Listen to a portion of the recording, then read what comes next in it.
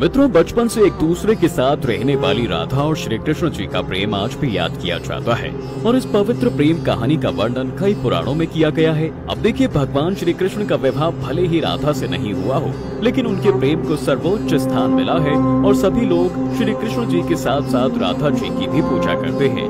आज भी लोग उनके अटूट प्रेम को याद करते हैं और कसम खाते हैं। बेशक वे एक दूसरे से शादी नहीं कर सके, लेकिन उनका प्यार आज भी अमर है। राधा को कृष्ण की आत्मा कहा जाता है, इसलिए भगवान श्री कृष्ण का एक नाम राधा रमण भी है।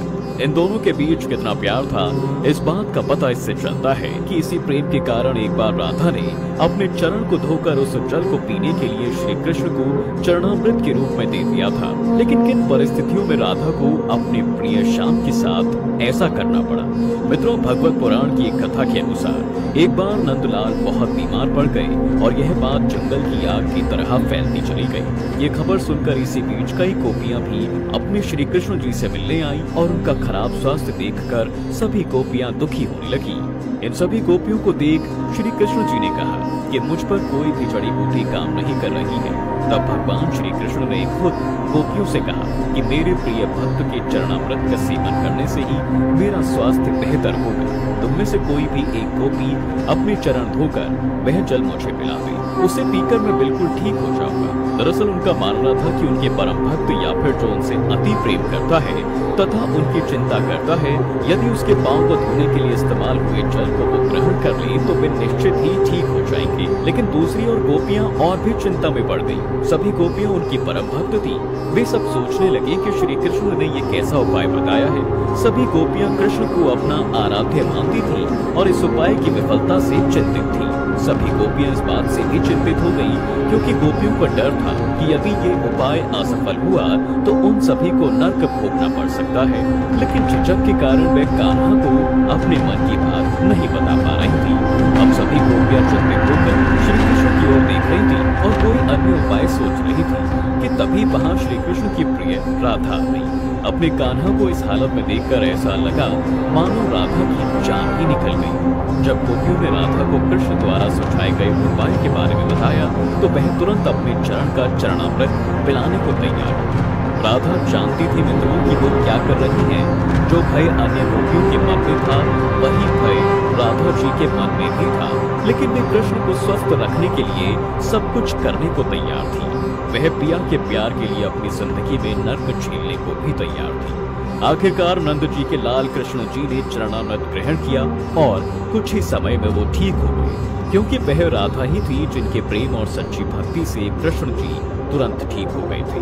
अपने कृष्ण को स्वस्थ देखने के लिए राधा जी ने एक बार भी अपने भविष्य की चिंता नहीं की, जो कई अन्य गोपी इस कार्य को करने का साहस नहीं कर सकती थी, और राधा जी ने वही किया जो उनका कर्तव्य था। इसे कहते हैं मित्रों सच्चा प्यार, जो अपने बारे में ना सोचकर अपने प्यार के बारे में सोचता है।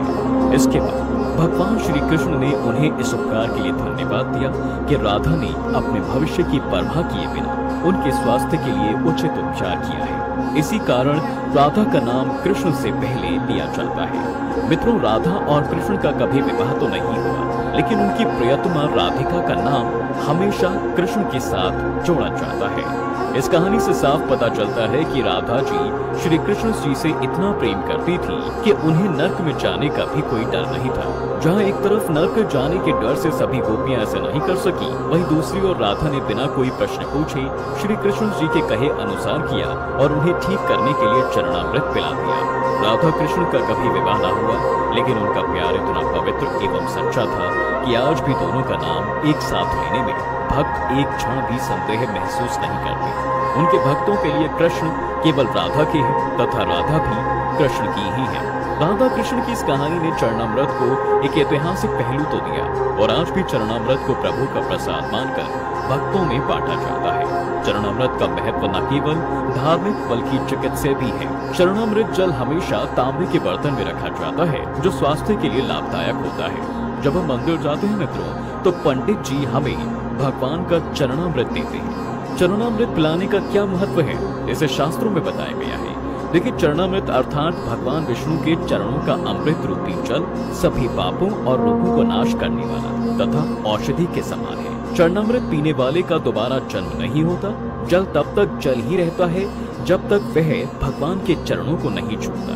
जैसे ही वह भगवान के चरणों को छू लेता है तो चरणामृत के रूप में अमृत बन जाता है। जब भगवान विष्णु का वामन अवतार हुआ और वे राजा बलि के यज्ञ में दान लेने गए और उन्होंने 3 पग भूमि मांगी।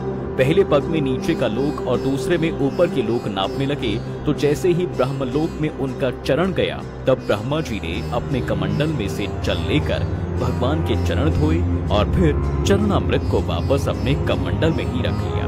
वह चरणामृत गंगा जी बन गई जो आज भी सारी दुनिया के पापों को धोती है।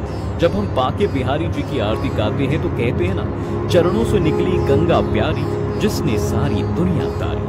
मित्रों, इसे धर्म में बहुत पवित्र माना जाता है और माथे पर लगाकर इसका सेवन किया जाता है। चरणामृत का सेवन अमृत के समान माना जाता है और कहा जाता है कि भगवान श्री राम के चरणों को धोकर चरणामृत के रूप में ग्रहण कर केवट ने न केवल भव बाधा को पार किया बल्कि अपने पूर्वजों का भी उद्धार किया था।